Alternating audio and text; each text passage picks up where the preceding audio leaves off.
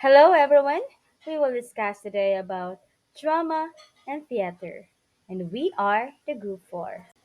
Hello, I'm Jennifer Fernandez, and together with my group mates Pangandaman Muhammad Zadais, Hinobia Kate Mangis, Haina Sarip Saidamen, Supangan James David, Garillos Amber Ainsley, Bako Rexa Maria, Bareda Joshua, and Sekuya Hana. Learning objectives. Recognize various features of drama, identify characteristics tragedy, participate in drama performances as a spectator or performer, and articulate views on theatrical performances. Drama is from the Greek word dran that means to do or to act. It was used to describe a performance or a work that is intended to be acted out, typically involving conflict or emotions. Over time, ang term nga drama, nag-evolve siya to refer to various forms of storytelling, including plays, TV shows, movies, and more, nga ga-focus on character-driven narratives. So ang drama, it expressed through spoken language and acting. So it is written and produced for public exhibition. Ang drama is a written piece that ang success as a complete work of art is nagdepende siya sa presentation. Especially how the interpreters, such as the director, musicians, designers, actors, and its technical staff that gives its life. Especially me, I love watching drama where ang drama ga-serve siya various purposes at different times and places. Ang term nga drama was created para to delight and to instruct, according kang Emperor Augustus. And sometimes, ang primary purpose sa drama is to delight the audience, especially those who are watching. And ang primarily purpose po sa drama is to open people's minds. One of the example of drama that I really love, because I really love history, I really love watching history movies or teleseries. One of the examples of it here in the Philippines that I really love to watch is ang Maria Clara at Ibarra, the GMA teleserye. So I really love watching that. Ganan kay ko because it also open up the people's minds. Especially katong nakalimot na sa history of what happened sa Philippines before. Classical Greece and tragedy are deeply interconnected, with Greek tragedy emerging as a major cultural form during the 5th century BCE. So this period, particularly sa Athens, was a golden age for drama, which was tightly bound sa religious and civic life. So Athens, particularly in 5th century BCE or before Common Era, was the heart of Greek theatrical culture and its contributions sa theater, especially through tragedy and comedy. So, ang drama, nag-originated siya from religious rituals honoring Dionysus, the god of wine, fertility, and theater. These rituals included choral songs and dances called dithyrambs, performed during festivals like the city Dionysia. As you can see here in the picture, mao ni siya, si Dionysus, the Grecian god of grape harvest. Tragedy is a form of drama that presents sorrowful events and terrible happenings encountered or caused by the main character. So, kani siya nga genre, ga-explore siya og serious and often sorrowful themes, focusing on the downfall sa central character, usually ang noble or heroic figure. It evokes feelings of pity and fear, leading to catharsis or emotional purification. One of the famous example of tragedy is ang work by Sophocles or like Oedipus. And one of the example here in the Philippines of a tragedy is Noli Me Tangere, the opera.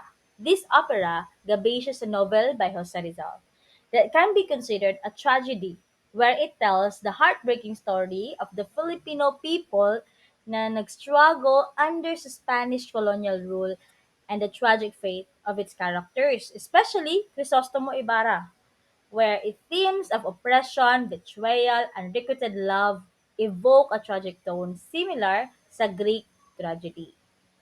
Next is comedy. Me, I love watching comedy shows and especially comedy where it focuses on humor and often satirizes societal norms, politics, or human nature, where it usually involves misunderstandings, mistaken identities, and happy endings. One of the example here in the Philippines, the comedy is Mga Kwento ni Lola Basyang, where Lola Basyang's tales na-perform siya in various forms, including sa stage plays that bring out the humor and absurdities sa Filipino culture. And the next one is satire play. This genre is a lighter, more broady form of drama. So often na-perform after a trilogy sa tragedies, where satire plays characterized by a chorus of satyrs, half human or half goat creatures. So, Kalinga Play were meant to provide comic relief and after the intense emotions of tragedy. So, one of the example is Sarsuela, a form of musical theater that often incorporates light-hearted comedic elements and is sometimes body, satirical, and playful. And much like sa Greek satire plays, ang Sarsuela can address serious issues like politics or social concerns where it provides comic relief and especially exaggerated characters and humor. One of the examples is Siete Dolores or Seven Sorrows, example that touches on both humor and melodrama. Aristotle's poetic and his definition of tragedy. Aristotle is the father of Western philosophy, representation of human action, where tragedy portrays significant human actions that reveals complexities of human nature. And the second one is ang seriousness of consequences and high social status like king or heroes whose actions have far-reaching consequences. And the third one is the complete and coherent plot where with clear beginning, middle, and end. It includes reversal of fortune, where ang hero life changes drastically leading to emotional release for the audience. And elevated language. That language in tragedy is a formal and poetic, enhancing the emotion and weight of the story. And evocation of pity and fear, where an tragedy evokes pity or sympathy for the hero and fear where the possibility that same fate could happen to the audience. Drama as a presentation is performed live with actors embodying the story. So the use of costumes, props, and the chorus enhances the emotional experience and helps communicate the themes of the tragedy sa audience. The elements of tragedy: plot, character, thought, dialogue, spectacle, and music. So, ang plot is the most important element. It refers to the sequence of events in the tragedy, with a clear beginning, middle, and end, and reversal of fortune and recognition moments. Ang character is the people that involved in the tragedy, particularly the protagonist, often a noble figure with a tragic flaw, and ilahang actions, decisions, flaws that drive the plot. And the hero's downfall is essential for evoking emotions like pity and fear in the audience. And then ang thought is the themes, ideas, or messages that conveyed in the play. So this intellectual aspect of the tragedy, such as moral dilemmas or the exploration of fate, justice, and human nature. And the fourth one is dialogue. The language or speech used by the characters, this is very important, especially for the actors. It should be elevated and appropriate for the serious nature sa tragedy. The dialogue is the vehicle of expressing the characters' emotions, dilemmas, and the overall themes to play. Spectacle, where the visual elements of the play, such as costumes, set design, stage effects, and enhance the emotional and aesthetic experience, creating a powerful visual impact. While important, si Aristotle considered it the least important of the six elements because it doesn't contribute directly sa intellectual or emotional impact, ang spectacle. And then the last one is the music. The musical elements, including the chorus, melody, and rhythm that accompany the tragedy. Music adds to the emotional atmosphere, influencing the audience mood and enhancing the overall experience of the performance. Hi everyone, I am Muhammad Sidais and Pangandaman, and we will discuss one of the most powerful forms of drama. Today, we will talk about Shakespearean tragedy. William Shakespeare, often referred to as the Bard of Avon, was an English playwright and poet active during the late 16th and early 7th centuries. His works have had a profound influence on English literature and drama. Shakespeare's tragedies are renowned for their complex characters, intricate plots, and exploration of human nature. Shakespearean tragedy is a distinct genre of drama that delves into the complexities of human nature, faith, and morality.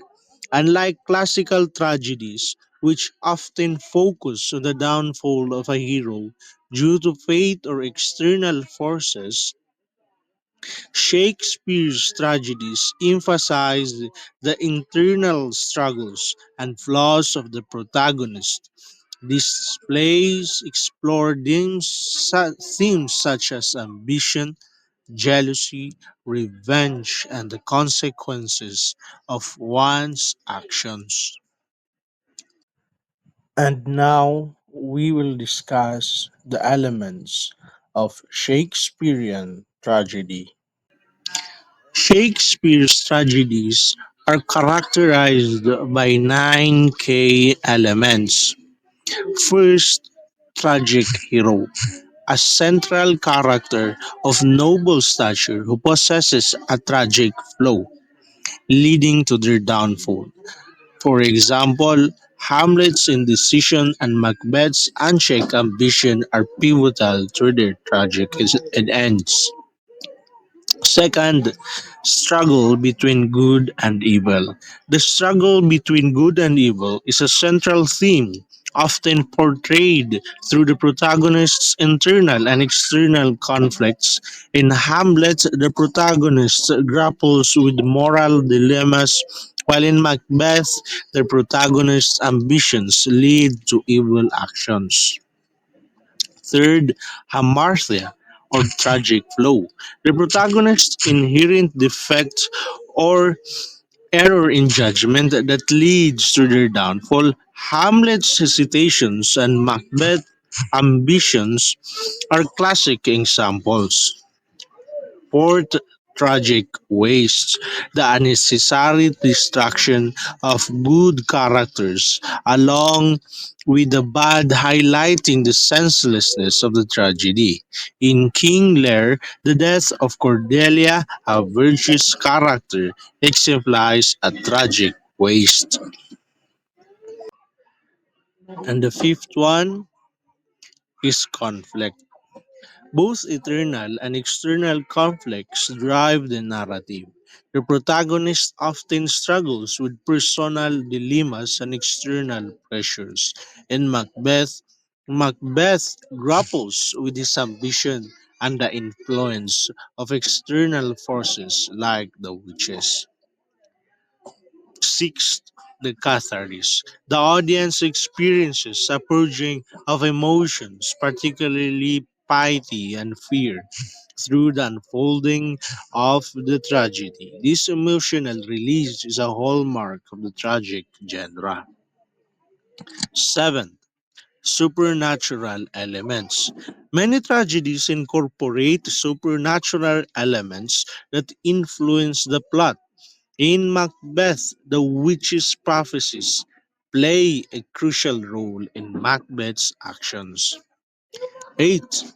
Absence of poetic justice. Unlike classical tragedies, where good is rewarded and evil is punished, Shakespeare's tragedies often lack poetic justice. In Hamlet, both Hamlet and Claudius meet tragic ends, highlighting the absence of poetic justice. Shakespeare includes humorous characters or scenes to lighten the mood amidst the tragedy. The gravedigger scene in Hamlet serves as an example of comic relief. This distinct feature of Shakespearean tragedy are not found in Greek or Roman tragedies. It's provide the light-hearted moments to break the tension during the tragic event and usually appears through funny characters or humorous situations. Shakespeare's play feature both soliloquies and monologues, each serving distinct purposes. Soliloquy, a speech delivered by a character alone on stage, revealing their innermost thoughts and feelings. An example is Hamlet's To Be or Not to Be soliloquy, where he contemplates life and death. And now we have monologue. Monologue is an extended speech by a character addressed to other characters or the audience. For example, Mark Antony's friends, Romans, countrymen speech in Julius Caesar is a powerful monologue that sways public opinion. While both are speech forms, soliloquies provide insight into a character's private thoughts, whereas monologues are often used to persuade or inform other characters or the audience. And now for the key difference between soliloquy and monologue. First, a soliloquy is a speech where a character speaks their inner thoughts out loud, but they are alone on a stage. It's like the audience is hearing their private thoughts. A famous example is Hamlet's To Be or Not to Be speech. On the other hand, a monologue is also a long speech by one character, but it's directed toward other characters or an audience. The character is not alone and they are aware that others are listening. In short, a soliloquy is talking to oneself, revealing inner feelings, while a monologue is talking to others, delivering a message or a story. So, hi everyone, I am Kate Janabia, and the first topic is about Romantic Era. So, Romantic Era, also known as Romanticism, it was a significant culture environment sweeping across Europe near at the end of 18th century.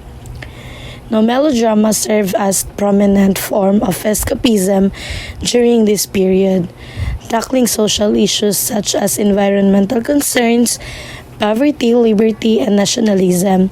So, these melodramatic plays were characterized by fast paced sensational plots centered around clear cut heroes and villains. So, according to Karaher 2010, their brevity stemmed from their inclusion within larger entertainment shows that blended popular songs, comedy, and various specialty acts.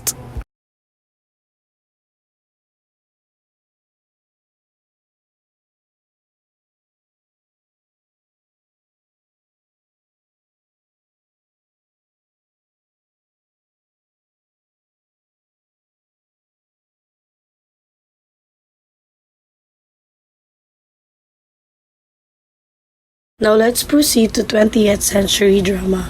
So in the late 1800s, theater shifted from frivolous entertainment to realistic portrayals of life. In early 1900s, playwrights experimented with realism, naturalism, symbolism, expressionism, and surrealism. According to Trawick 1953, showcasing everyday people and their motivations is a stark contrast to earlier, more styled plays, and this innovation launches a new era of theatrical exploration. Meanwhile, there are six principles of naturalism involved. So the first one, the play should be a result of careful study of human behavior. The second one is the characters really exist. The third one, the characters' actions and motivations are biologically sound, consistent with the environment. The fourth one, the presentation in terms of settings and performance are realistic, not outrageous or theatrical.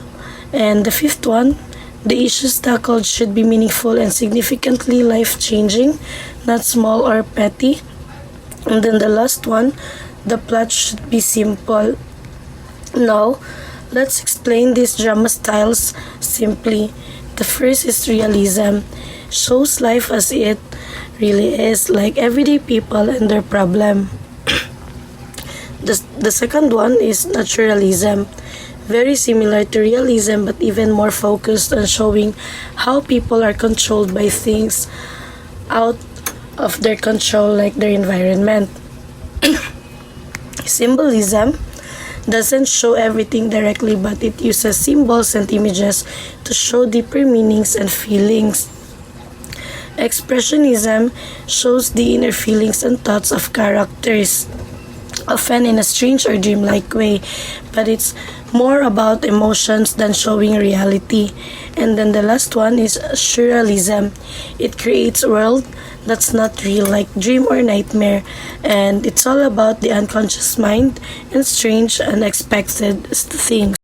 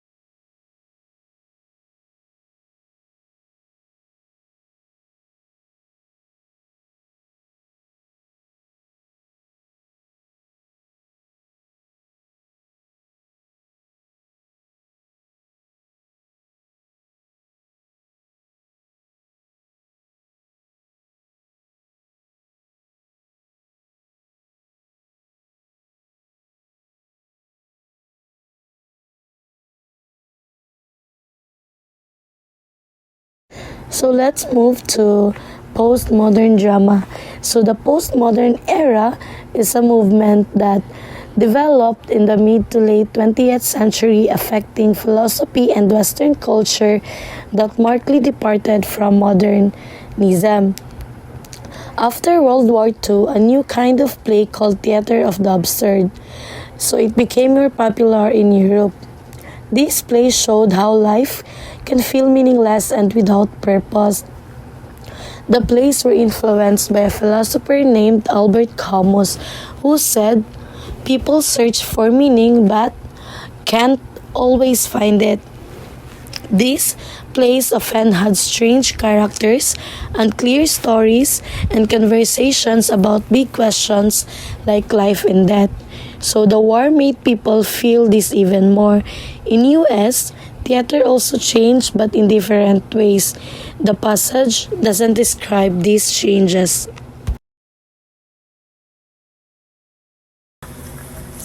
Broadway's rise and Eugene O'Neill's impact on American theater. Now, Broadway, a major thoroughfare in Manhattan, became synonymous with American theater. Its origin traced back to 1750 with the opening of theater on Nassau Street. Over time, numerous theaters emerged along Broadway, establishing as it as the heart of professional commercial theater in US. Now, Eugene O'Neill is a significant playwright, elevated American drama to international acclaim. Lacking a pre-existing American dramatic tradition, he experimented with various styles, realism, expressionism, symbolism, creating intense psychological plays. Also, his characters, grappling with sorrow, self-hatred, and denial, evoke powerful emotions, captivating audiences, and solidifying O'Neill's place as foundational figure in American theater. Good day, everyone. I am Haina Mangis and I'll be discussing the Japanese drama. So, the Japanese drama. So, a long time ago in Japan, there is a story about the sun goddess named Amaterasu. She is very important because Japanese people say the emperors come from her. So, one day, Amaterasu got upset at her brother and the name of her brother is Susanoo, the storm god. And she went to hide inside the dark cave. So without her, the world lost its light and become dark everywhere. The other gods wanted her to come out because they missed the sunlight, so they made a plan. So some gods made a pretty tree, and others made a shiny necklace from jewels. And one god made a mirror. They put all these things outside Amaterasu's caves. And there is another goddess, Amenuzume, stood on top of an upside down tub and began to dance and act silly. As she danced, her clothes slipped, and she made the other gods laugh very hard. So their laughter was so loud that Amaterasu, who was inside the cave, became curious and wanted to know what was so funny. She was told there is a goddess brighter than her now. Amaterasu peeked out, saw her own reflection in the mirror, and was interested. So she stepped all the way out. As soon as she came out, the other gods put a magic group to stop her from hiding again. The light returned to the world. So people in Japan say this was the first example of acting in dance because of Ame Nozume's fond dance, drama, and theater began in Japan. From this legend, different kinds of Japanese drama like the kabuki, bunraku, and no were born. So we will talk about that in the next slide.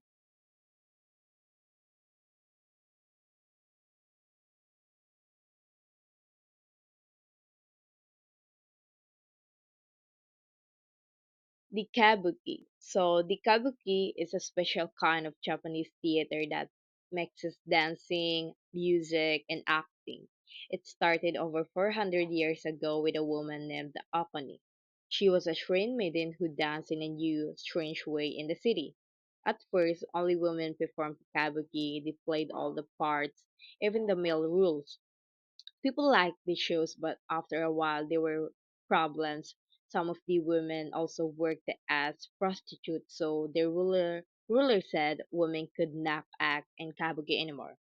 And after that, young boys took the female parts, but that became a problem too.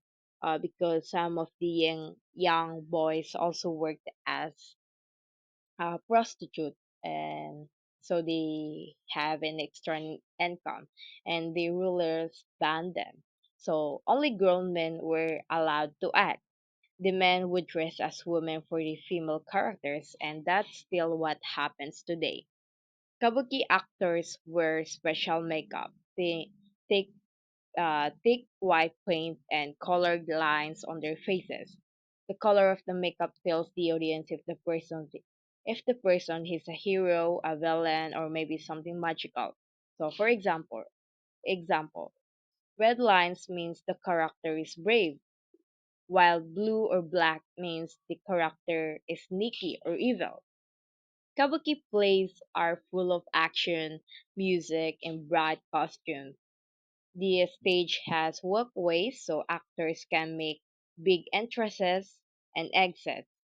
The actors hold dramatic poses called mi to show strong feelings like anger or joy. Each kabuki story is split into 5 parts. The play starts slowly to introduce all the people in the story. The middle gets fast with lots of action or dancing. At the end, the story finishes quickly and clearly. Kabuki has changed over the years, but it is still very popular today. You can watch Kabuki in big theaters, and sometimes Kabuki groups travel to other countries to show these plays around the world. So, for example, in a Kabuki play, you might see a man dressed as a woman, showing sadness by moving slowly and gently to music, or you could see a superhero jump on stage with bright red stripes on his face and strike a powerful pose. The costume and makeup make it easy for the audience to know if the character is good or bad.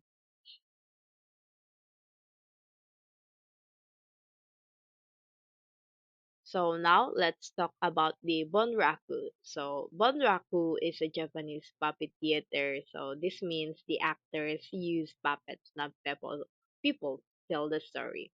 So Bonraku began over 400 years ago in Osaka. The puppets are big, about half the size of a real person, and each puppet can do lots of moving. So it is not just one person moving a puppet, but three. And one person moves the puppet's head and right hand, another moves the left hand, and the third moves its feet. So together they make the puppet look very real, like it is really alive. On one side of the stage, a person called the narrator or Tayu sits and tell the whole story. The narrator speaks in different voices for each character, sometimes shouting or singing to make it exciting, along with the words. And another person plays music on a shamisen, which is a three-string guitar. The music matches the feeling of the story, so it can sound happy, scary, or sad. The puppeteers always wear black, so they look like shadows and people focus on the puppet instead. Bonraku's stories are usually about love, family, or sad times. Sometimes two people fall in love but cannot be together. Sometimes the story is about parents and their children, and it is easy to get caught up in the story because the puppets act out strong feelings. So, for example, you might see a puppet crying or hugging another puppet, and even though it is not a real person, you might feel sad too just by watching the story. So, Bonraku is a teamwork play because it takes three people for one puppet and many people to tell the whole story with music and voice.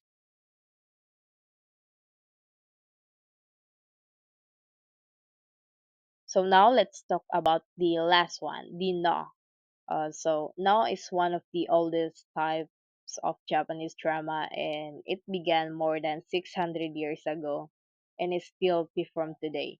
And No, the actors wear special masks on their faces. Every mask shows a certain kind of character. So for example, there are masks for young women, old men, angry demons, or gentle spirits. So the actors do not talk like in a normal play, instead they often chant or sing their words.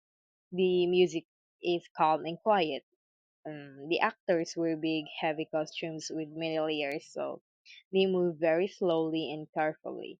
And now the movement and the way the actors dance on the stage is very important.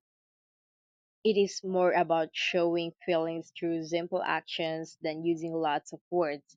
The stories in Noah are often about all legends, ghosts, or famous people who lived long ago.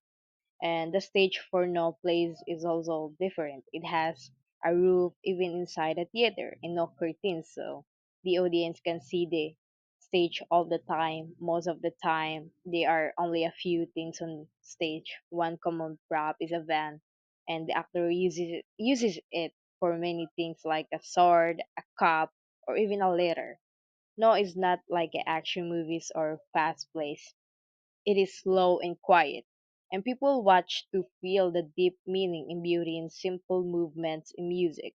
People in the audience already know this story, so they watch to see how the actors use their mask, their steps, their voices to show emotion. So, for example, you might see an actor wear a mask for a weeping woman and walks slowly across the stage while soft music plays. Even to the actors says very little. You can feel the sadness or the memory just by the way he moves and uses the mask.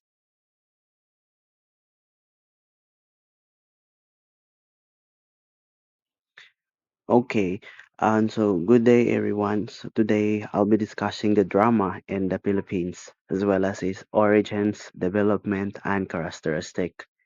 But before anything else, let's take a step back in time to understand where our rich theater traditions truly begin. No, and so let's go to the origins of the Philippines drama. Before the Spanish arrived, the native people of the archipelago we now called the Philippines already had a rich civilized culture. Their form of drama didn't come from ideas like the Renaissance drama that we often hear about. Instead, our drama evolved from rituals performed by natives. Later on, Filipino drama absorbed Spanish and American traditions, and eventually, as Filipino artists learned about the Asian cultures too, our drama grew into an art form that captures Filipino life, blending both native and foreign influencers. So now let's move on to the indigenous period, where during the pre-colonial period, our ancestors relied on oral traditions. Early performances were community events that the native had their own concepts of God and spirits ruling over life. Rituals were performed to seek blessings or to mark important events like birth, marriage, death, or even war. And now, so this included chants, songs, and dances accompanied by the tribal instruments, where dances as well was imitated animal movements or they are imitating the animal movements and daily activities like planting, harvesting, or preparing for battle. And a very example of this, guys, is that um, think about a group of villagers dancing around while mimicking planting rice that was both celebration and a prayer, no?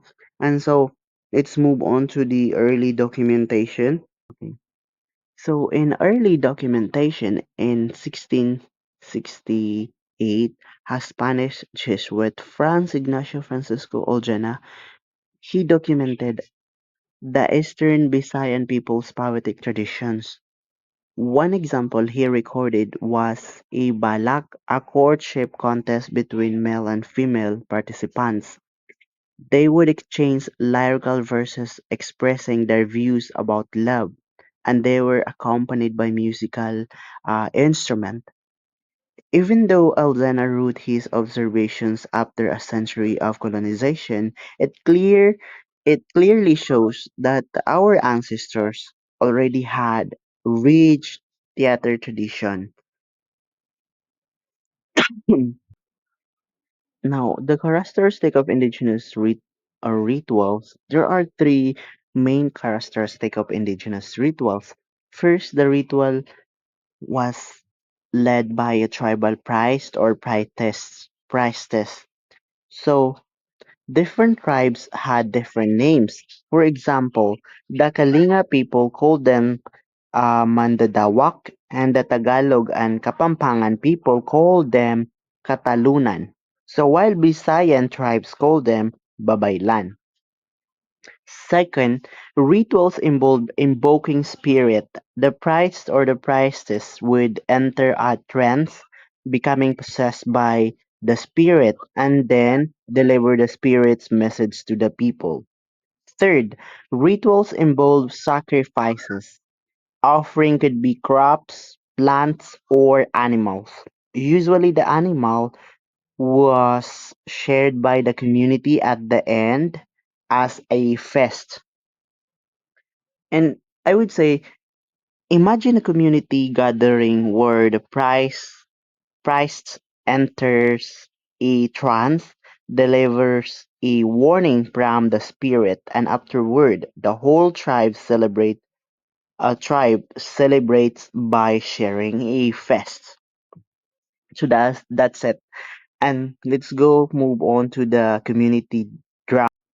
Now, in the community drama and its rule, drama was a vital part of community life in pre-colonial times, where community dramas were not just performances, they were ritualistic acts of faith and community storytelling.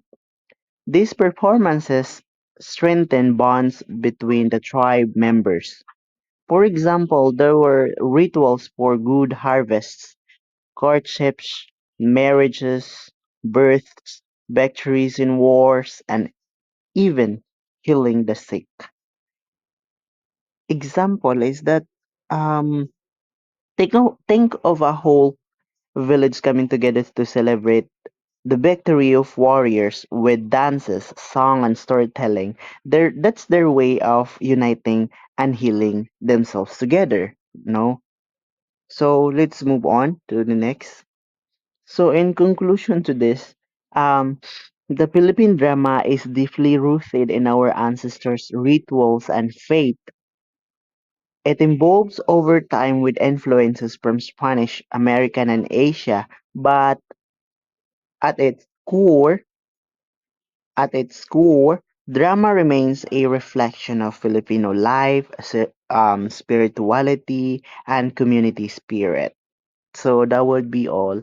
And let's proceed to the next reporter. Thank you.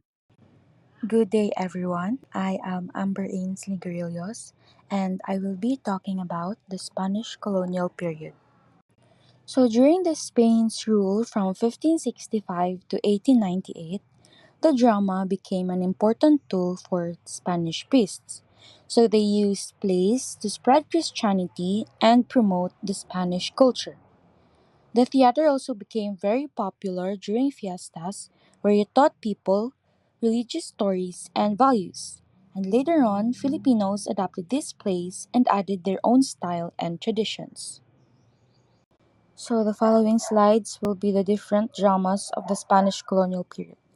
So, first is the Cenaculo. The Cenaculo is a traditional Filipino play performed during Holy Week. It also tells the story of Jesus Christ, his suffering, death, and resurrection. The Cenaculo performances are usually held in open areas like town plazas so everyone in the community can watch and take part in the event. So there are two main styles of Cenaculo.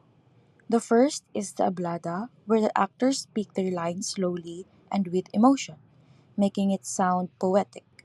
This version is usually finished in one night, while the second is the Cantada, where the whole play is sung like an opera. Cantata performances are more dramatic and can last up to 3 nights. So, next is the Commedia. The Commedia is another popular traditional play. It shows battles between Christian heroes and Muslim warriors, who were called Moros. These plays were made to celebrate Spanish victories and to show the power of Christianity.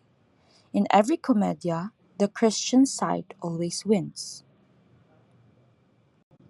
So, one famous type of commedia is the Commedia de San Miguel, also known as the Yawa Yawa. It tells the story of Lucifer rebelling against God and being defeated by Archangel Michael.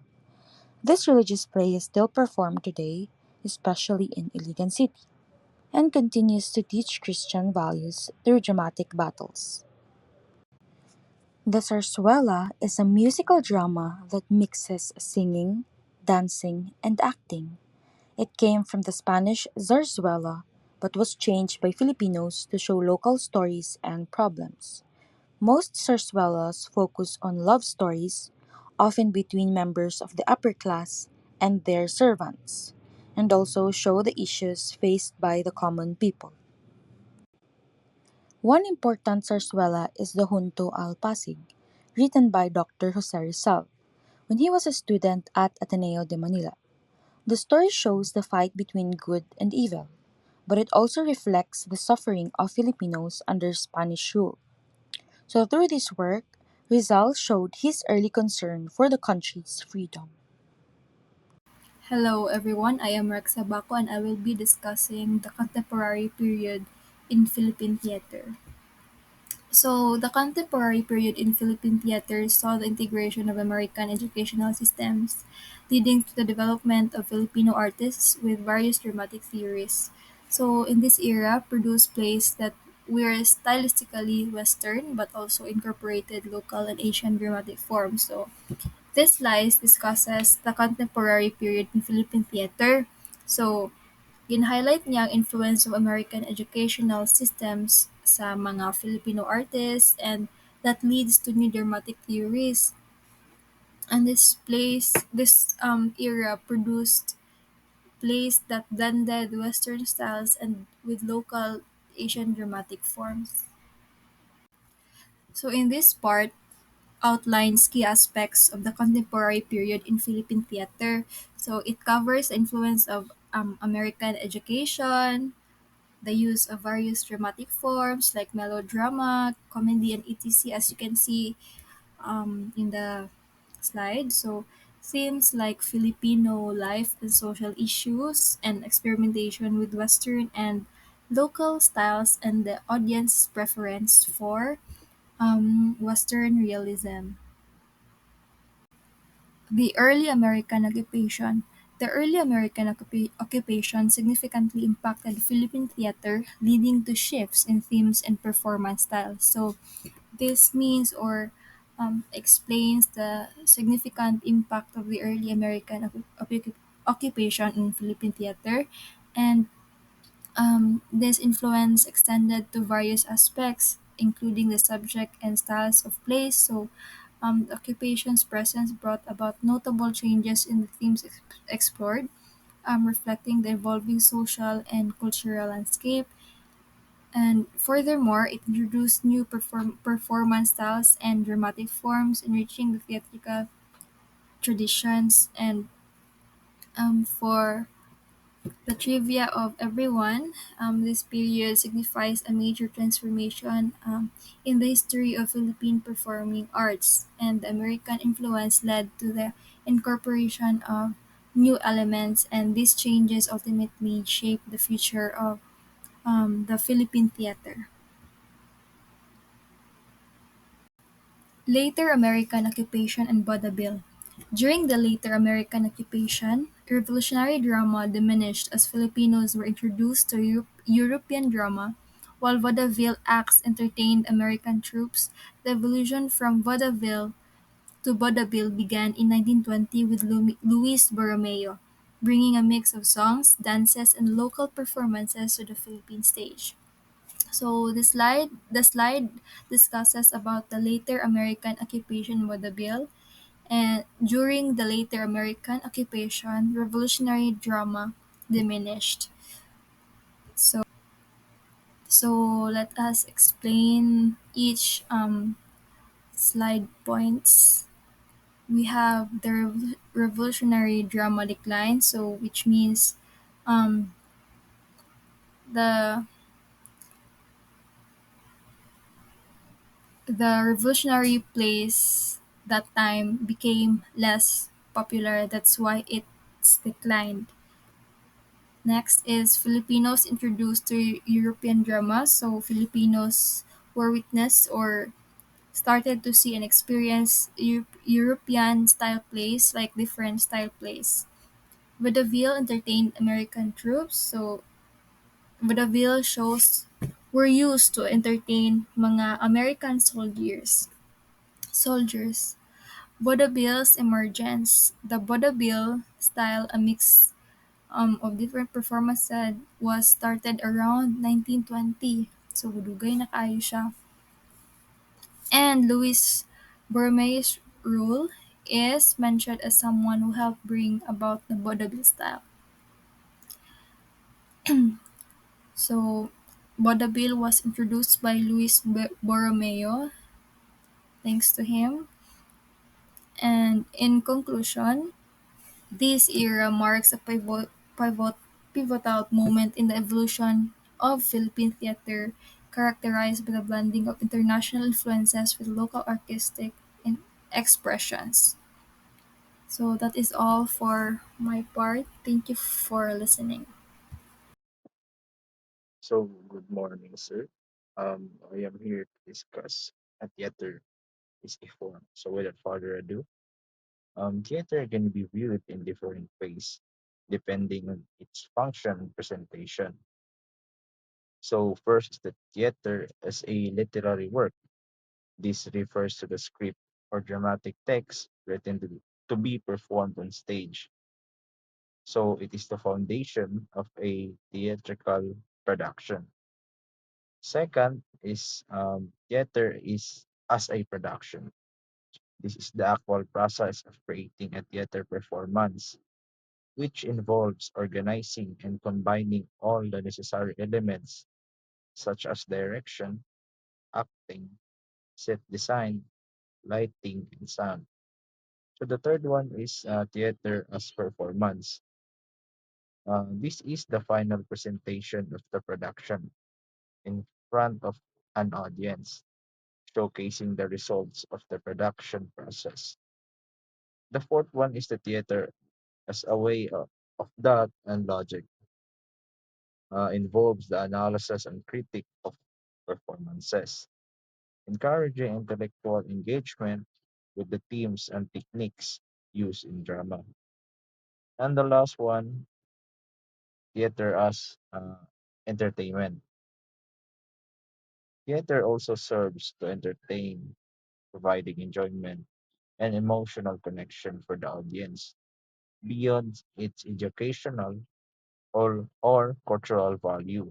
So theater combines both function and meaning to deliver a complete artistic experience. So next is the elements of drama. Drama consists of several key elements that work together to create a compelling narrative.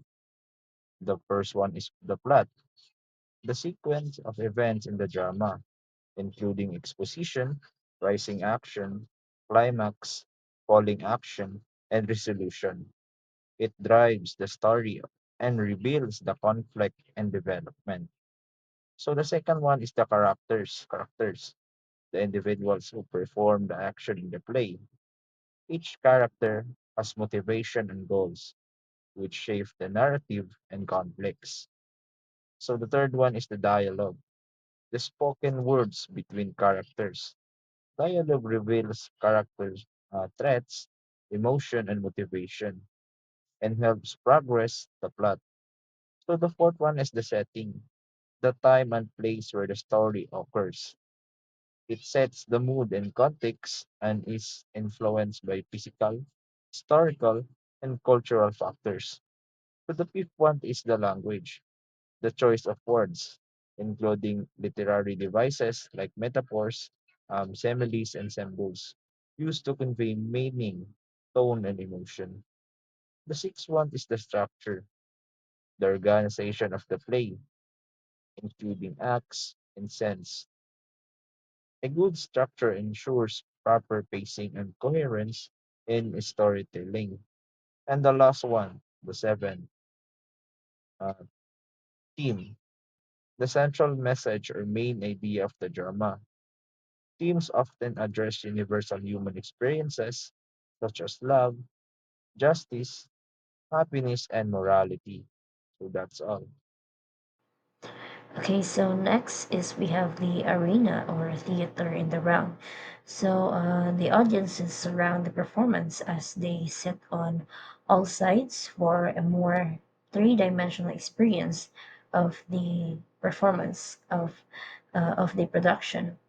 And then the next one is the truss stage. So the performance space that combines both the proscenium and the arena with with a stage extension mounted near the audience, creating a semicircle or a U-shaped audience sitting.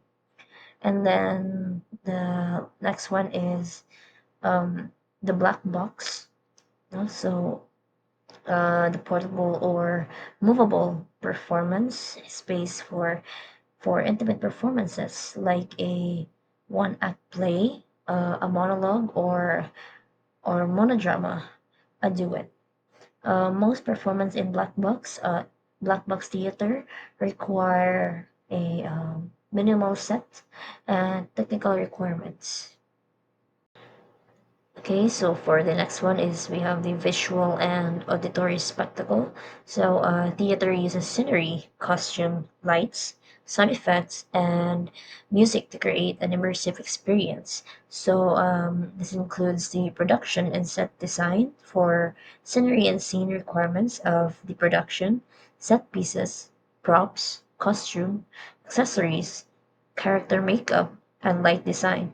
The auditory spectacle includes appropriate sound effects and sound scores necessary for the narrative or plot of the play to be reinforced as it moves forward.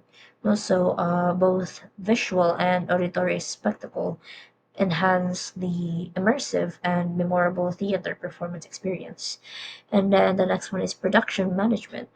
So it handles booking, budgeting, marketing and resource management to successfully mount the theater production. So apart from the creative process of the production, which necessitates any company of the provision of all the requirements needed in mounting a production, is an excellent handling of the tangible and intangible resources. Also, an excellent production manager optimizes his resource, including time to attain excellent performance and production revenues. And then the next is stage management. So coordinates rehearsals and performance, ensuring the director's vision is realized through detailed organization. So this aspect actualizes the artistic integrity of any theater production as visualized by the director and carried out by all the people involved. And then the last one is we have the audience. So the audience's reactions complete the theater performance and energy.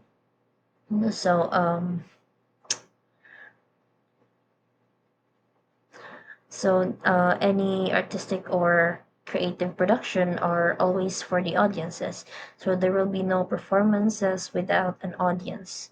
So the reaction will either back down or toss up the energy of the performance. So uh, the reading reception and responses of the performance round up the theater experience. Okay, so next is We have the theater practitioners. So the number one is the playwright. The playwright crafts his imagination into a play and he writes the scripts. And then the second one is the director. So the director interprets and sets his artistic vision for the creative process of the production. And then the next one is the dramaturge. Can be the director himself or any other person who helps in the play interpretation through research and reading the text. And the fourth one is the actors. No, so the actors excellently perform the characters assigned to them. And then the fifth one is the designer. So the designer crafts the required design and construct it on stage with the help of his crew. And then so the next one is the technical director.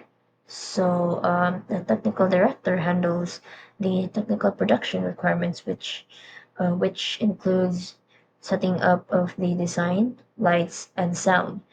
And then the next one is the light designer crafts the light design appropriate for your production. And then the next one is the sound scorer or designer composes original music or matches readily available and copyright free music materials with the sound score requirements of the production. And then the next one is the technical and production crew. They assist the operation and shifts or changes of the performances. And then the next one is the production manager. So the production manager organizes and coordinates the provision of the production requirements through logistical work, resource, and finance management. And then the next one is the stage manager. So the stage manager organizes and coordinates the artists and crew for the smooth run of the mounting and the performances of the production. And then the next one is the marketing and sales officer. So this one looks for partners for monetary and or in-kind support and sells the tickets of the production for income. And then the last one is the promotions and publicity officer. So they ensures visibility of the production through advertising in all available media channels or portals.